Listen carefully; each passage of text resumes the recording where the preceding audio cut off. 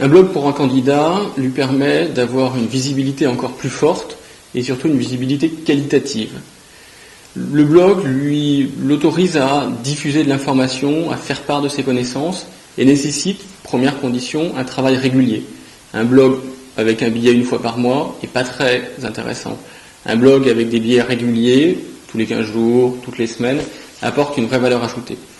Deuxième élément difficile dans le blog, au-delà de la fréquence, c'est la qualité des billets qu'on y publie. Si on raconte des généralités, cela dessert plutôt le candidat. Si on fait du copier-coller d'informations vues par ailleurs, cela dessert également le candidat. Ça doit être donc pris comme étant un vrai travail complémentaire à sa recherche d'emploi, complémentaire à son travail actuel, que d'alimenter un blog. Ce qu'on doit mettre sur un blog de candidat, ça peut être deux éléments. Le premier élément, c'est évidemment se présenter. Si on est en recherche d'emploi, c'est un CV. Deuxième élément, c'est d'apporter des connaissances pointues sur un domaine qui est le sien et sur un domaine qui nous intéresse. Vous êtes dans le marketing des yaourts, par exemple, vous allez bloguer sur cet univers-là.